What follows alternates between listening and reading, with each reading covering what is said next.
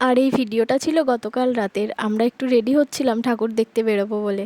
আমরা বাড়ির সবাই মিলে বেরিয়ে পড়লাম ঠাকুর দেখার জন্যে। আজকে ঠাকুর দেখতে বেরোনোর জন্য আমি একটু বেশি এক্সাইটেড ছিলাম, কারণ অনেক বছর ঠাকুর দেখা হয়নি এখানে। আমি যখন 12-এ পড়ি তখনই লাস্ট এসেছিলাম এখানে ঠাকুর দেখতে, তাও আবার দিনের বেলা বন্ধু বান্ধবীদের সাথে।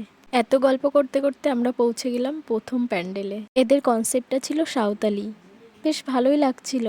ভেতরে ঢোকার পরে নন্দী মহারাজ আপনাদের সবাইকে ওয়েলকাম করবে। এখানের প্রতিমাটাও বেশ সুন্দর ছিল, আমার তো বেশ ভালোই লাগলো পুরো ভেতরটা।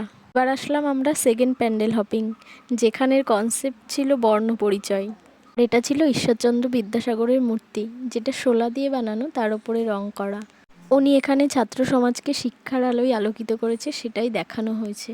আর এই যে কালো কাপড়ের ওপরে ঈশ্বরচন্দ্র বিদ্যাসাগরের যে ছবিটা শোলা দিয়ে আঁকা, এত সুন্দর লাগছিল কি বলবো, খুব ভালো লেগেছে।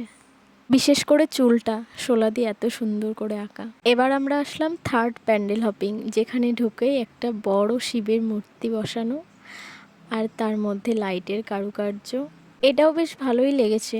প্রতিমাটাও খুব সুন্দর, প্রজাপতি টাইপের, পেছনে প্রজাপতির পাখা আঁকা, তার উপরে প্রতিমা। ইউনিক চিন্তাধারা। এটা আমাদের গ্রামে না, আমাদের পাশের গ্রামে। আমাদের গ্রামে হয় ছোটোখাটো একদম, আর আমাদের গ্রামে জগদ্ধাত্রী পুজোটা অনেক বড় করে হয়। এখান থেকে বেরিয়ে ত্রিশান এসে শিব ঠাকুরের সামনে দাঁড়িয়ে একটু শ্রীকৃষ্ণায় বাসুদেবায়ও করে নিল।